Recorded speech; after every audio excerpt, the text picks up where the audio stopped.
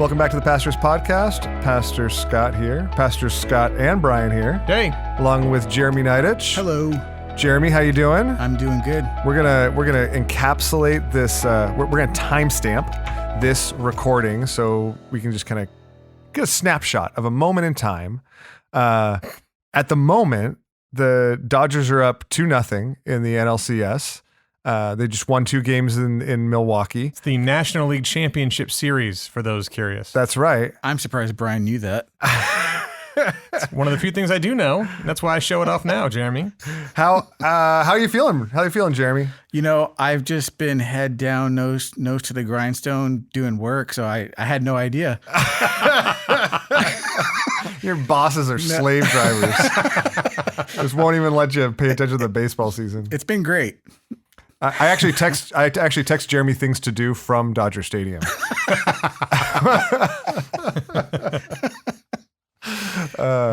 You feeling good? Yeah, Feeling comfortable? I am. Feeling confident? I am. All right, we'll see what happens. This recording is going to go out after they win the World Series. I'm knocking on wood right now, but you know, some Lord's hands. Feeling good. All right.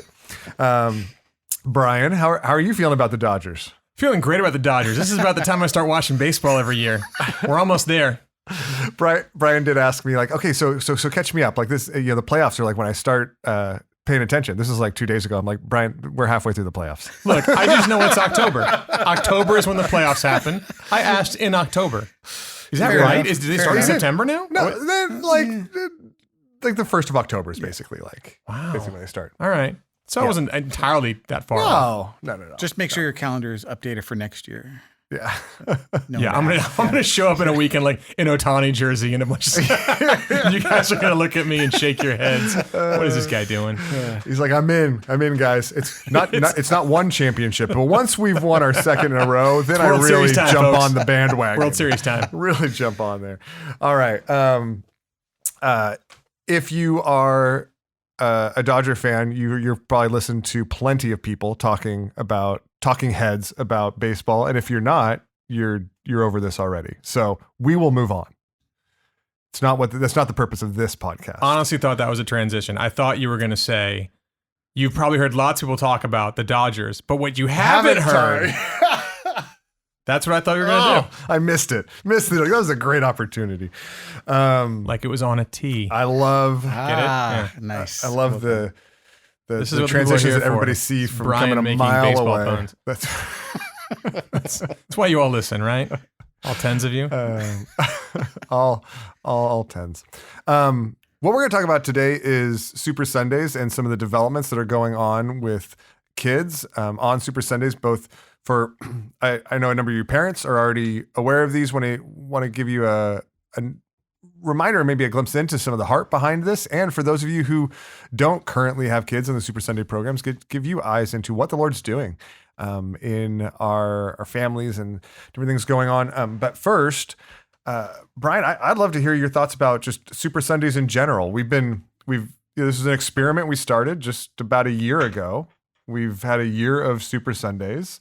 We've been doing equipping like this and classes like this for forever, but we kind of moved it into this format. How are you feeling about it? I mean, some of our experiments just crash and burn. So I'm feeling great about this one. I know. I feel like the goal was to be able to help people, live the Christian life, learn more about God, worship Him more fully, be able to be trained for what it means to be a Christian in Los Angeles. And in a way that could get us all together on, several Sundays a year, which can be hard to do, in West LA. The way life is structured, it's difficult to get people on campus. Like traffic's a factor here in a way it's like rarely anywhere else. And all sorts of other things are going on. And so the fact that it's been really well attended, that people seem to be excited about it, and that I think the classes and things, the cohorts that have been offered are bearing a lot of fruit in people's lives. So we hear stories about how they're helpful. Some places I think do things kind of like just to do them, like to have something to do, like justify your existence by putting on extra programs. And for us, we don't really do that. We really want things to be helpful for people and actually make a difference in your life and heart and relationships and job and everything else. And it feels like this has been doing that. So for a pastor, that's really exciting to think that what we've put together is at least one way of helping people. So I think they've been great. No, man, I echo that. I looking back and thinking about the fruit that's born out from those conversations about politics this time last year, the fruit that born out from the conversations about vocation and work, that's born out from the conversations on theology in general last spring and rest. As I think about the conversations I have and see the fruit of what the Lord's doing in people's lives, it gets me really excited. And as we think about, the fundamental role of pastors in equipping the church to navigate, like it gives us the space to really dig into some of these areas that don't come up maybe on a weekly basis in Sunday, but are fundamental to the Christian life, to take deeper strides into the Christian life. And so, they're just fun Sundays to be on campus. Yeah, there's a cool energy, Yeah. And I know not everyone can make it or has made it, but if you have the ability to be part of this, I think you're going to find it's not just you showing up for something else. Like the campus feels very alive on those afternoons in a way that isn't as normal on any other Sunday afternoon. So it's fun to participate in. So, okay. So speaking of kind of the campus being alive and lots of things going on, we've added this fall some new options and equipping for kids. This was a part of the plan from the very beginning, but we kind of needed to build it out. And so maybe let's start with, from either of you, I'd love to know what motivated you to add something for kids on Super Sundays? Why isn't this just a kind of adult Sunday school thing? I mean, I think kids are not less important than adults. It's just because they're young doesn't mean they're like less important. And so one of the main things is just like, they have questions, they have thoughts, needs, callings. They have all these things going on in their lives, and the ability to help them with those and to prepare them for the way those are going to develop and, complexify as they age seemed like a no-brainer. Plus, like the idea was it would be something for the whole church family and the whole family on these Super Sunday afternoons. And so not having something for kids was leaving a huge chunk of people just out of that. Yeah, I also think that Brian always refers to buckets. And so I think as the kids, they go to church on Sunday mornings and they get Bible taught to them every week. But they do have tons of questions, and I'm in there teaching them a lot of the times. And so I'm the recipient of a lot of their questions, and they're pretty deep questions. And it's nice to have something for kids on Super Sundays that helps give them buckets to put some of what they're learning on Sunday mornings into, to kind of categorize different doctrines, different theology that they're learning in the Bible, but they may not understand it yet as theology. And so I feel like Super Sundays is giving them those buckets to put those to make categories for the different things that they're learning on Sunday mornings even. Cool. Okay, so what are we actually talking about? So I think if you've got kids in these programs, you're probably familiar with the structure and things that are going on, but I think most of us aren't. What is the structure for kids of different ages? Are you doing like a vocation cohort for kids where they listen to us talk about Homework, the importance of school? Or like, what does this look like? So our preschool class is taught by Allison with some other helpers, and she's taking some big truth and giving them a simple lesson that is in their language. It's typically based off of a curriculum that we're using called Hi-Fi. And what Hi-Fi does is it takes 12 core doctrinal beliefs of the Christian faith and teaches them out over the course of a year. And there's 4 lessons for each of the 12 truths. And that's what we're using for preschool, K through first, and second through third. They offer a younger kids version and an older kids version. So it speaks to them in their language. and it's teaching them these core truths. So it could be something like God made us for community, very basic truth that is taught throughout Scripture, but they're putting it in a very succinct and easy to understand bucket for these kids.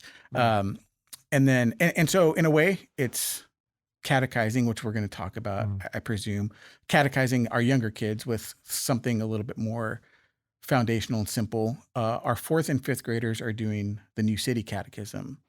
That's 52 questions. Did you just jump from, did I miss it? Did you just jump from preschoolers to 4th and 5th graders? No. So preschoolers, K through 1st and 2nd through 3rd all do the hi-fi. Oh, yeah. Got it. Yeah. Just different levels of it. Just different levels of. Oh, okay. Yeah. Okay. Perfect. And yeah, so it's in their own language and easy for them to understand. It's basically a catechism pared down. Got it. Okay. So then 4th and 5th graders. Yeah, 4th, 5th graders.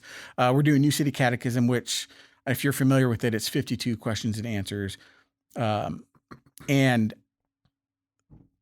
we pare that down even. So Brian and I have kind of taken the liberty of pulling out some of the things that we don't feel fit into the structure that we have and the time that we have capacity-wise for our Super Sundays. But stuff like 10 Commandments or the Lord's Prayer that we want to give them on their own time to do, but our Super Sunday time is meant to kind of think about these core truths in to kind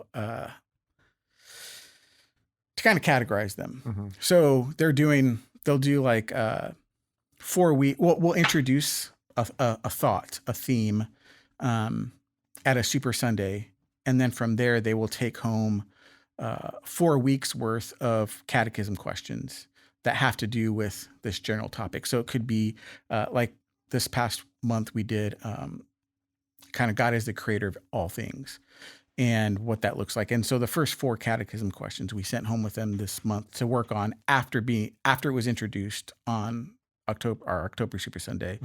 And so the thought is, and so those questions are things like what does that look like? What is a catechism? I mean, for people that are not familiar, like what is a catechism question? Oh, sure. So you have like how and why did God create us? And so you'll ask that question, and the answer. See, I don't have that one memorized. God created us in His own image, male and female, to glorify Him. I think it's something. It's actually something very close to that. Yeah. So you have the question and then the answer, and by going over them the way that Jeremy set it up, along with like Steph Durr, to like figure out how to put these things in categories. A normal catechism, you'll just do all 52. You just memorize them, and the idea is, like you said, buckets. Like, you might not totally get what every word in that answer you memorized meant, but as you get older, you kind of start filling those words with content, and you have this really cool, almost like scaffolding, that you're building this theology that's going to help you live your life underneath. The scaffolding helps you build it, and then you can kind of take that away, and it's still, the structure's there, and it's built underneath. And in that way, that's how normal catechisms work, but we're trying to go, okay, how do we help 4th and 5th graders do something like that in a categorized way where you can kind of put some questions together under like a topic like God as creator, so that they're not just doing 52 like loose questions. They're doing these things that we can put together on Super Sundays when they're all in the same room. Got it. Yeah. And this kind of leads into the next group, but middle schoolers, we're doing the same thing, New City Catechism, a little bit more advanced than obviously the 4th and 5th graders. And when I say middle school, it's kind of a range, 6th grade to 9th graders that are invited. And we actually, on the first Super Sunday, we went over what a catechism is, because we're studying these quote unquote catechisms, and I wanted to make sure the kids understood what that all meant and why we were doing it. And it's essentially Christian doctrine summed up that is orally communicated.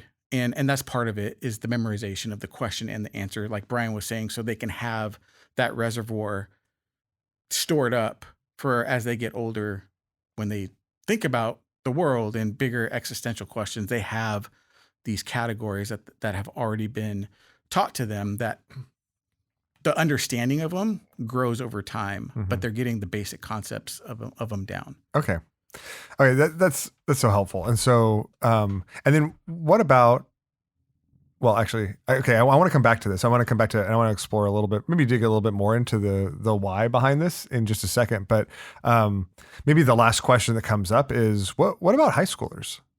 Like we've got preschool, elementary, we've got some junior high. Like what are we hoping for or offering for our high schoolers? Our hope is that our high schoolers are integrating into the larger church family as they get older. And part of that process is them starting to attend our adult cohorts or our pathway classes. Or like foundation classes, or walking with God, walking in the world. Yeah. Intro to Cornerstone, if they're not yet a member. All those are the things that we want them to start because in 2 or 3 years, they're going to be in college and essentially adults. And this is a good time for them to start learning and practicing what that looks like. Yeah. It's been so cool. So I've been teaching the foundation classes the last, at least over the last year, and are facilitating them. And one of the things that's been really encouraging to me is to have high schoolers in those classes, along with college students that are new to the church, along with other adults that are new to the church, other new Christians, things like that. And because our high schoolers also have life groups, right? So they have a place for community with peers where they're just kind of walking through life with their life group leaders and things like that. But on the equipping side, the foundations of what are the foundational parts of walking with the Lord? What does it look like to follow Christ? To get to see them kind of interact intergenerationally is really, really, really sweet. Yeah. So, okay. So then back to, though, we've been talking about how with our elementary school and middle schoolers, we've been using this word catechism, right? To kind of teaching them some foundational truths that they can, that are sticky, that they have buckets to put some of the concepts in. I'd love for you to expound a little bit more on why this type of teaching, why this kind of catechism, like this type of teaching is important for kids. I think one way to talk about it is that a lot of adults who maybe were raised in or around the church, you look back on how you were raised in the church and the things that you learned, and there's a lot to be thankful for, like a lot to be thankful for. And then there are times when you realize as an adult, if sort of theology, my understanding about who God is and what that means for my life and who Jesus is and who the Spirit is and how all this works itself out, if that's like a map, you kind of look around and you go, I think there are some holes in my map. Like I never really talked about this thing that came up or this other thing that came up, or a pastor or something I encountered, a resource brought up this other topic. It's like, I've never heard of that. And they're talking about it like it's kind of like a normal part of the map you're supposed to have. And a lot of that's because there wasn't ever really anything systematic given to you. There wasn't ever here's kind of like how to get your arms around the whole. Here's a way of kind of going, here's the whole kind of content of the Christian faith. Not exhaustively, but so that your map doesn't have big holes in it where mountains or rivers are supposed to be. And a catechism historically has been a way to try and help with that. And so on top of hearing the Bible preached and like in our junior church classes, going through scripture and seeing how it points to Christ, you also have these questions and answers that systematically walk you through the body of Christian doctrine so that even though you might not know all sorts of details about different parts of the map, there's not a hole in it.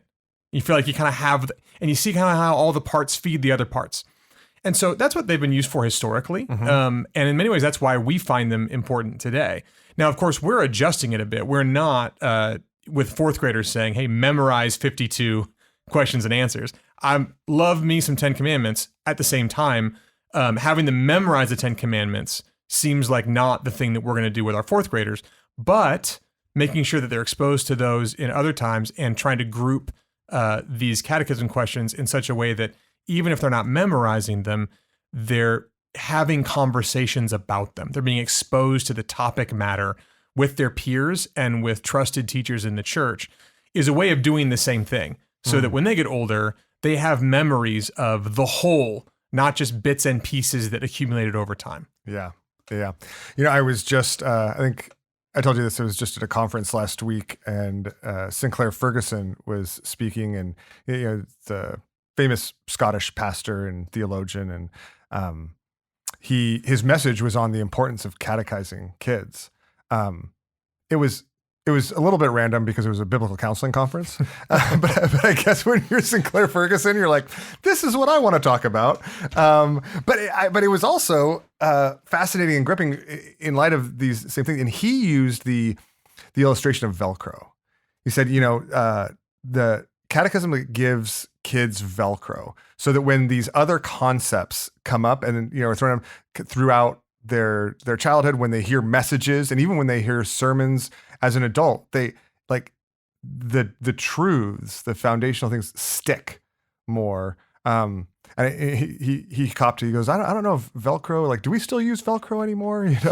But kids do. Yeah, exactly. Right. The analogy is really good. It just makes some of those foundational truths that you hear over the years more sticky because it gives you a vocabulary, right? A way to understand and comprehend buckets, as you were talking about, Jeremy, to fill with. So that's great. Okay, so what well, let me ask this. So I know churches, you kind of alluded to this, Brian, churches do this in a number of different, and have done this in a number of different formats. Why are you guys particularly excited about the format and content we're using to provide the buckets, the stickiness, why does this kind of Super Sunday and the ones that you've selected, like why are you excited about that in particular? I mean, I think one thing that comes to mind immediately is I don't know if it's just us who are on kind of the back end of church life here, realize that our church is pretty unique in the community that it's in the language families that we serve. And I think one of the things that is exciting, and also I kind of feel like it was necessary for us to do it this way, was to form it, to take some curriculum that's already been done, but we had to reformat it so it fit our church families. And I think that gives it a little bit more of a personal and intentional touch for our church, and trying to work around several different factors here at church. And so that's one thing I think it serves our church family the best than anything else. There's a lot of curriculum. Most of it is not fit or not formatted for how we do church here. It's just different. And so that's a cool and unique opportunity. And if Brian, I have something else, but I can't remember. So Brian, throw to Brian. Yeah. So Jeremy's right. I mean, one reason I'm excited is we've done our best to make it accessible. I think, other places, I don't really know what other churches do, but I could imagine a place that's like, okay, we're going to get the kids together, every Sunday. And it's like, that just can be so difficult to do. And therefore a lot of people can't access it. It's sort of like, well, a few kind of diehards will be a part of it, and then others are sort of left by the wayside.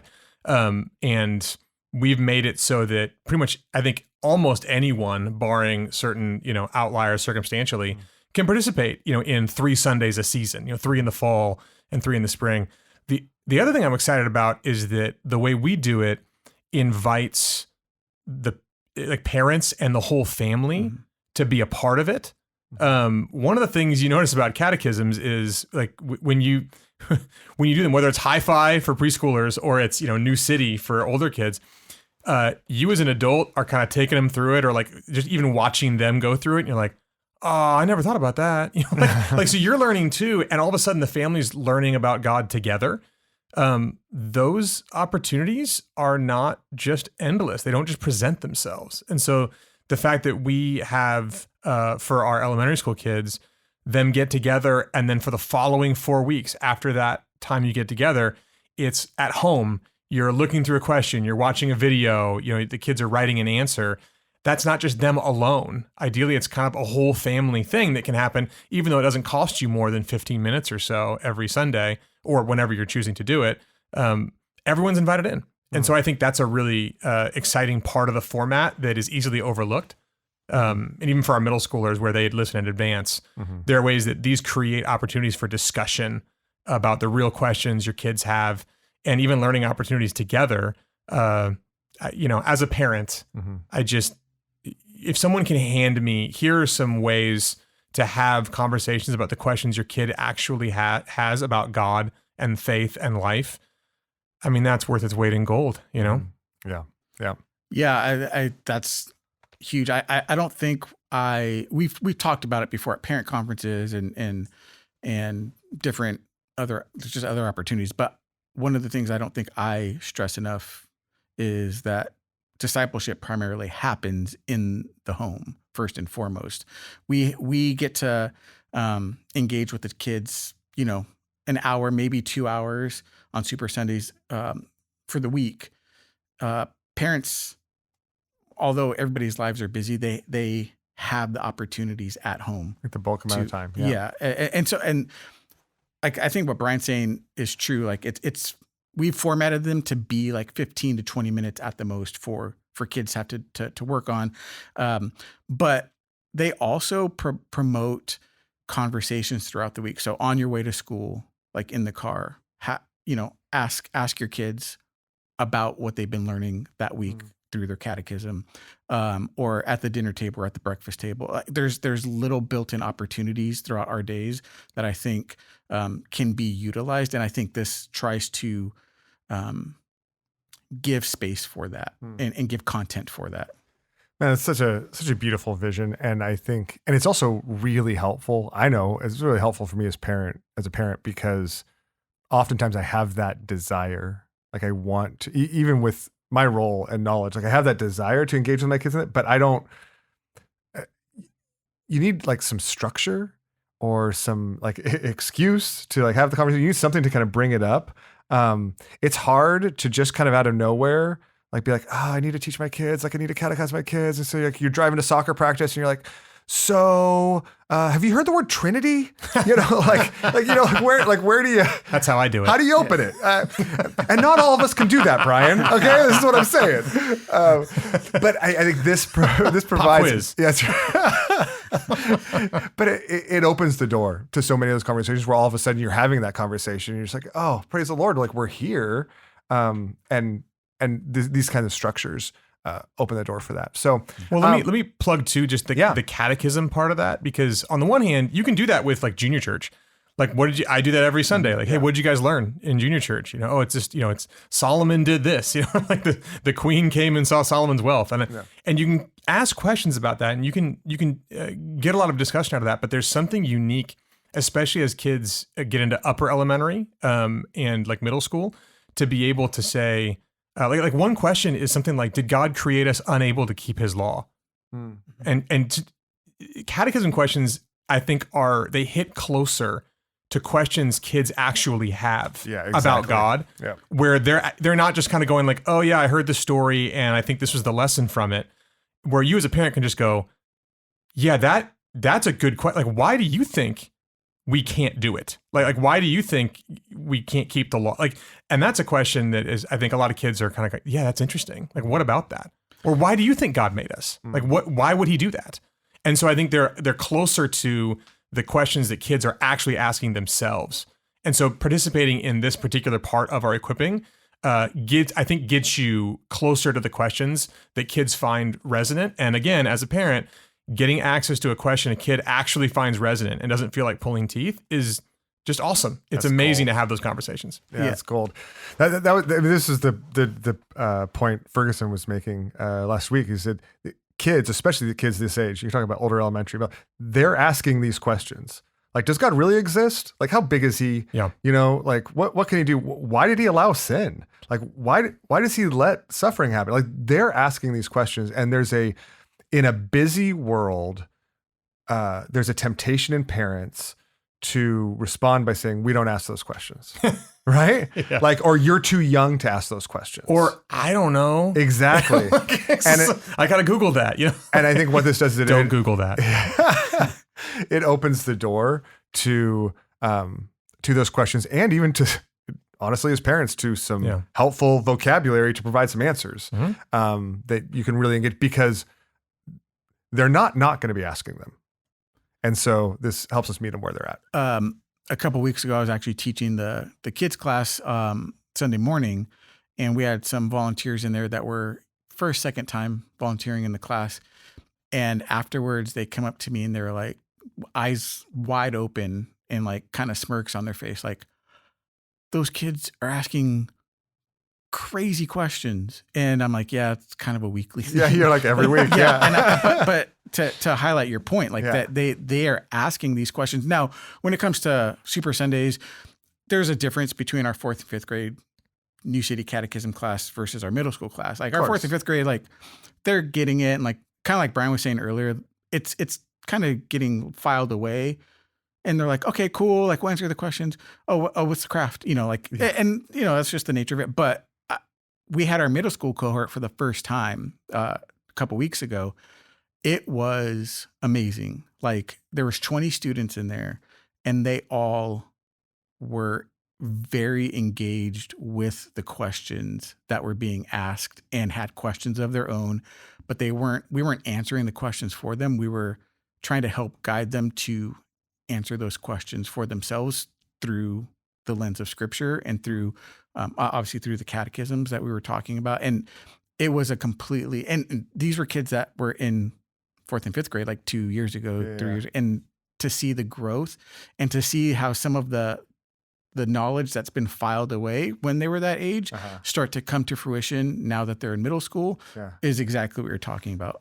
Yeah. They're like, okay, I know the right answer. And then all of a sudden they get to middle school and they're like, wait, what? Yeah. Well, and that's like, I don't know how many people appreciate how important it is to have an environment for elementary school, middle school, and high school students where questions are encouraged and allowed and like listened to seriously. It's not like I know the stats or whatever, but in my experience, when we get, or I talk to people who were raised in the church who have like left or just really struggled, a lot of times you find, amongst many other different kinds of stories, a through line that says, no one took my questions seriously. Like no one, and again, you know, everyone has a different story. Who knows? You gotta be careful with some of those things, but I really want to have an environment here where our parents and our equipping cohort, all those things that we do, are a place where kids can go, oh, like I had a question and they took me seriously.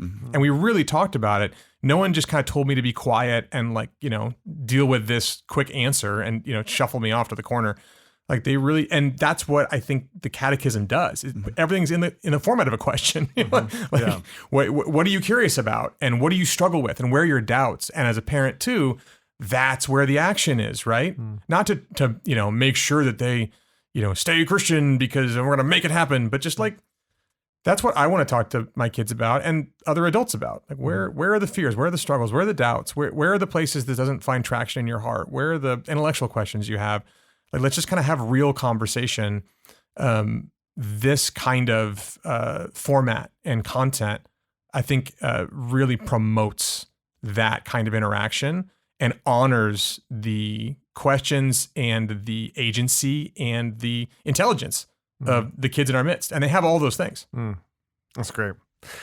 All right. Well, maybe as we close, any just last encouragements for parents? For the parents that are listening that are whose kids are engaged in Super Sundays, and you know they're like, okay, good, like they're getting all this new content, you know, and they're trying to figure out how to kind of fit this in, how to have these conversations, and any last encouragements to parents?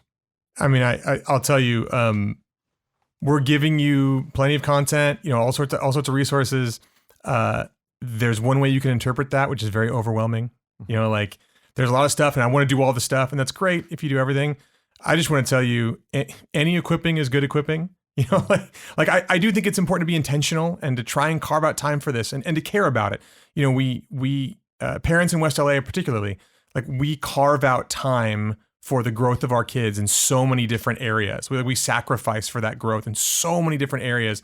Why wouldn't we carve out time in the thing that we say is the most important thing to know and to believe and to live out, which is God and all things in relation to God?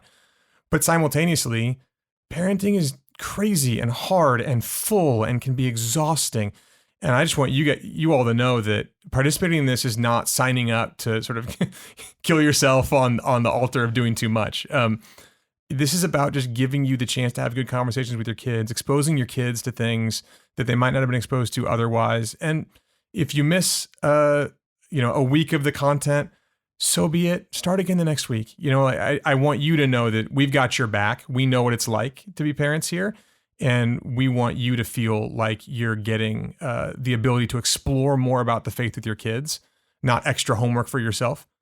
So that's my last bit to parents is we love you to death. We're teaching about grace. So give yourself some and your kids, but also be intentional with it because we think it's valuable. We think we're all going to benefit from it.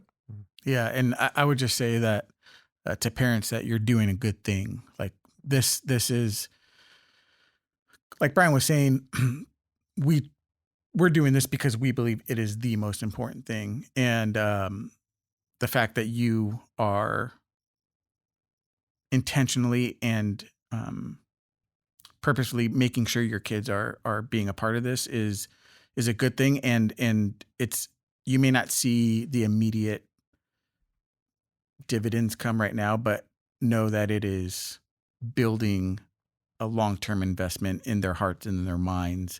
And that, and so we want to do whatever we can to walk alongside you in that process. Yeah. It makes me think that also as each kid, as this content's going to meet them at different points and they're going to have different questions.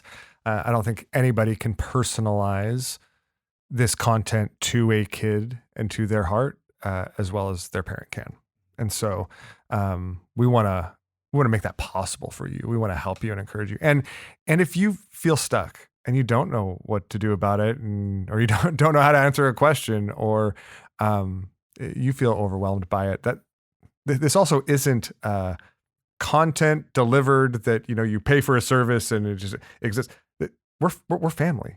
We're church family. Like, talk to us. We'd love to walk with you through that and make sure that this is a blessing to your family. So thanks, you guys. Thanks for all the work that you've done to make this possible. I know lots gone into it, and all of us families are incredibly grateful for it. So thank you for your work.